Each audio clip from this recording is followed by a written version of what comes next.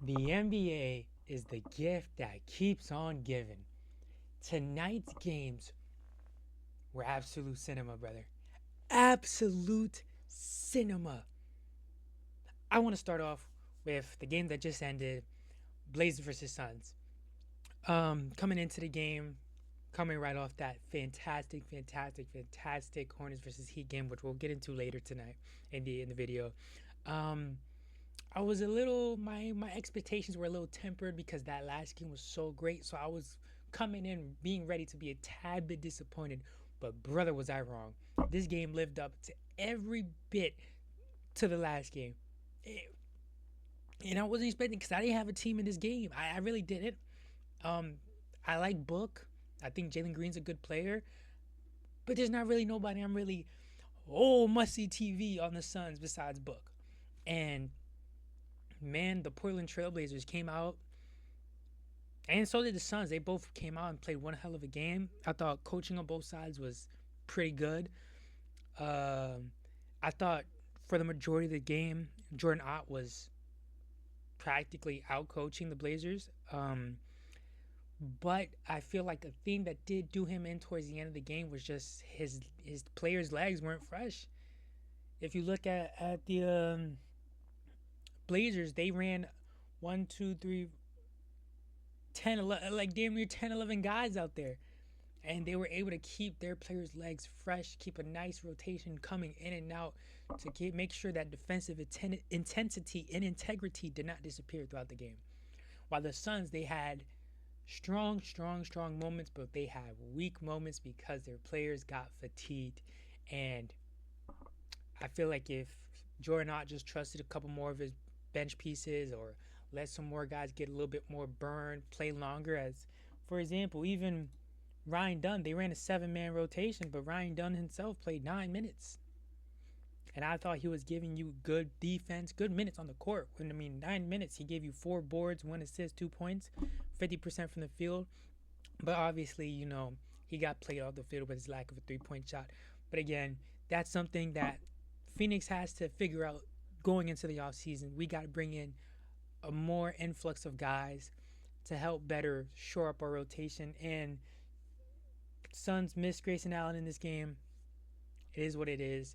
They could have definitely used him, another body that would have played significant minutes to help the load off Book and Jalen Green. They both played 38 minutes a pop.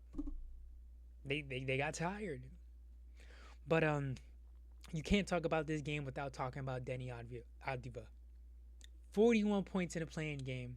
Unfortunately, for some weird reason, Adam Silver doesn't count playoff game performances to your anything. So, and his history books, this game really won't be showcased. But man, oh man, was Danny. He was just a monster. He just attacked the rim time and time again. Was relentless on the rim. Always got 2 feet in the paint, and he generally just never settled. Looking here, Denny only took 8 3-pointers, which for a star player is not the most. And even on those 3 pointers, he was hella effective. 3 for 8 from the three. So he made players respect his shot, which helped his inside game excel. He got to the line 13 times, made 8 of them. He got to clean up that free throw line percentage because 5 shots at the line, like that's 5 points you left out there. You would want 3 to 4 of them back. This game came down to the wire. Um, Ultimately, it was just mistakes on the Suns' part and just good coaching for the Blazers towards the end, and they stayed on it. They just hounded the whole game, even towards the end when it looked like the Suns were starting to pull away. Blazers came back. I do want to say though, seeing how we now know the Blazers are playing the Spurs in the first round, I'm very curious on how Victor Wembanyama is going to affect Denny from being in the paint. I'm very curious about that. I don't know how that's going to turn out, how that's going to look. Um, will he be this effective? Probably not. No 40 points. He almost had a 40-point triple double, 41 points, 12 assists, 7 rebounds. He was electric tonight. He was the best player on this field, on this court, without a doubt. I do want to say though, for the Blazers, giving you a sneak peek into that matchup, I don't know what Donovan Clingan does offensively. Obviously, I know he's really good defensively, and but tonight that defensive versatility wasn't really there. And offensively, he just looked like a giant hunk of shit. I genuinely don't know what he does offensively. 1 for 6 from the field, 0 for 3 from three. Didn't get to the line, 2 points, and only 4 boards as practically a 7 foot center. I don't know what he does offensively. He needs to figure out his role and figure it out quickly if they want to stand any chance against the Spurs, because he genuinely is just like a hunk of meat just moving offensively. Um, we got good minutes from Drew Holiday. He left a lot on the field today. Great defense, great scoring. And I want to give a shout out to Jeremy Grant. Jeremy Grant came in, vet of the locker room. He's been in these types of scenarios before. He's been in clutch scenarios before, and he really came in and showed out throughout the game. Whenever it looked like the Blazers were starting to fall behind a little bit, he got him a bucket, or he get him a stop, or he orchestrated the offense to make sure they got a good possession in to keep themselves in the game, and ultimately that helped them win this game 114 to 110. Moving on to the first game of the night, Hornets versus Heat. Now I want to preference this by saying the Bam injury, whatever the case may be, I don't care. I mean, should LaMelo have gotten a tag? Yeah. Should he have maybe gotten kicked out? Maybe. But the game was fantastic. So keeping talking strictly about the basketball, I mean, it was just great. It was back and forth, punch for punch. The Miami Heat were not going away, even losing their best player, and their players stepped up. Andrew Wiggins stepped up. Davion Mitchell stepped up. I just want to say, like, 27 points for Wiggins, 28 points for Mitchell. Even Harrell, who I thought was bad, 23 points. But I do want to say, don't let that stat line deceive you. He didn't play a good game. He was practically non-existent in the offense. It felt like he was only scoring when the team was already ahead and with momentum. When the team needed him, it was wishy-washy because towards the end he had that clutch three. Then he was able to get the 3 clutch free throws that sent it to up by 1. And then Kobe White. When he got traded to Charlotte, I was saying to myself, man, this guy does not look like the same guy from Chicago. Of course, he wasn't going to average 20 coming off the bench in Charlotte, but he just didn't look good offensively, especially not defensively. And I was giving him some grace. New team, new offense, new, just coming off of an injury. And man, did he play his ass off tonight? Wow. Let me just tell you his stat line real quick. Kobe White, 19 points, 3 assists, 5 rebounds, 5 for 8 for 3, 7 for 15 from the field. He was electric. That third quarter he took over, and then every clutch shot they said, Kobe, go get it for us, take us home, and he took them home. Ultimately, it was insane.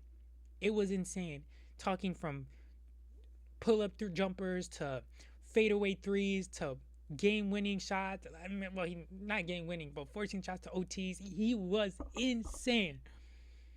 He was great. He was one of the best players tonight on that court, especially for the Hornets, which they needed because Khan sucked balls, literally just sucked balls. He didn't make a single three tonight, and he had a rough stretch of games going into the play-in. But man, Charles Lee, I believe, is one of the greater coaches in the league, and I don't think he gets recognized for it because a lot of other coaches would have left Khan out there, and the Charlotte Hornets probably don't win this game if Khan's out there. He made the decision to sit his young rookie, potentially rookie of the year, star player, one of the best players on the team.